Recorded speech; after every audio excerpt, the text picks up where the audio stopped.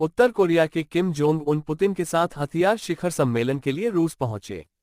विशेषज्ञों का मानना है कि रूस के सुदूर पूर्वी शहर व्लादिवोस्तोक में होने वाली आगामी बैठक एक हथियार सौदे पर केंद्रित हो सकती है, जिसमें पुतिन कथित तौर पर यूक्रेन में मॉस्को के युद्ध के लिए उत्तर कोरिया से हथियार मांग रहे हैं। उत्तर कोरिया के नेता किम जोंग उन राष्ट्रपति व्लादिमीर पुतिन के साथ बैठक से पहले मंगलवार को रूस पहुंचे। संयुक्त राज्य अमेरिका ने चेतावनी दी है कि यूक्रेन पर मॉस्को के हमले का समर्थन करने के लिए एक हथियार सौदा हो सकता है।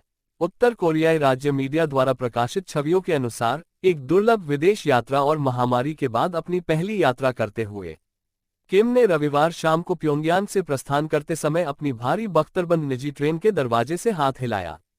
क्रेमलिन के प्रवक्ता दिमित्री पेस्कोव के अनुसार किम इस सप्ताह के अंत में रूस के सुदूर पूर्व क्षेत्र में एक अनिर्दिष्ट स्थान पर पुतिन से मुलाकात करेंगे। पुतिन वर्तमान में उत्तर कोरियाई सीमा के निकटतम सुदूर पूर्व शहर व्लादिवोस्तोक में पूर्वी आर्थिक मंच में भाग ले रहे हैं। हालांकि इस बात का कोई संकेत नहीं है कि अंतर्राष्ट्रीय स्तर पर अलग थलग जोड़ी वहां अपनी वार्ता करेगी। विशेषज्ञों का कहना है कि मॉस्को संभवतः उत्तर कोरिया से तोपखाने के गोले और एंटी टैंक मिसाइलें मांगेगा, जो बदले में उन्नत उपग्रह और परमाणु संचालित पनडुब्बी तकनीक चाहता है। व्हाइट हाउस ने पिछले हफ्ते चेतावनी दी थी कि अगर उत्तर कोरिया यूक्रेन में संघर्ष के लिए रूस को हथियार मुहैया कराता है तो उसे कीमत चुकानी पड़ेगी।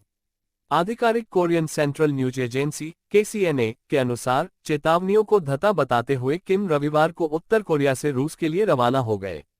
इसमें कहा गया है कि उनके साथ उत्तर कोरिया के शीर्ष सैन्य अधिकारी भी थे, जिनमें हथियार उत्पादन और अंतरिक्ष प्रौद्योगिकी के प्रभारी अधिकारी भी शामिल थे।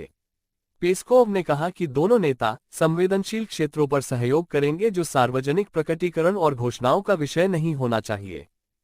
मंगलवार को रूसी राज्य समाचार एजेंसी रिया नोवोस्ती ने कहा कि किम ने सीमा पार कर ली है।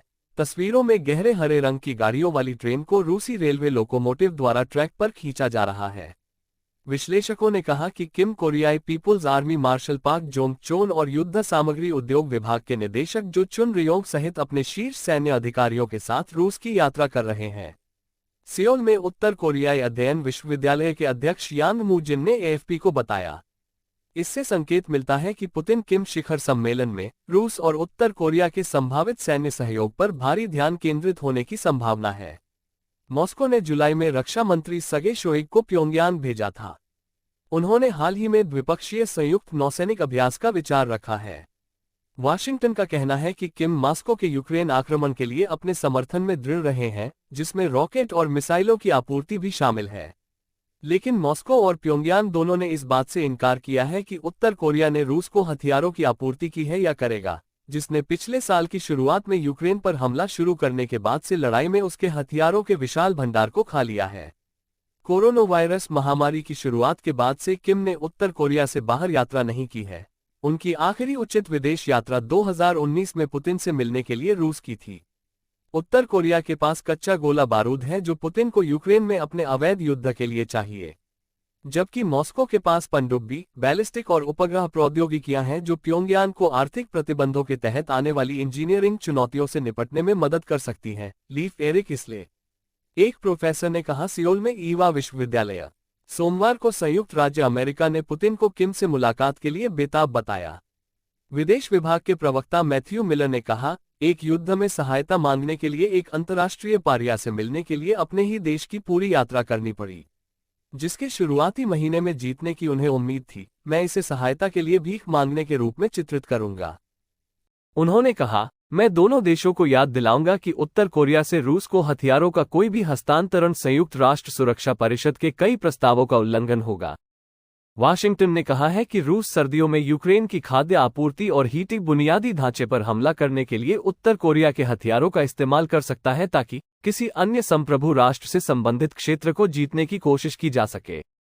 सियोल में कुकमिन विश्वविद्यालय में उत्तर कोरिया के विशेषज्ञ आंद्री लेनकोव ने AFP को बताया कि पुतिन किम शिखर सम्मेलन मॉस्को के सियोल के सौम्य राजनयिक ब्लैकमेल का हिस्सा था, क्योंकि रूस नहीं चाहता था कि दक्षिण कोरिया कीव को हथियारों की आपूर्ति करे।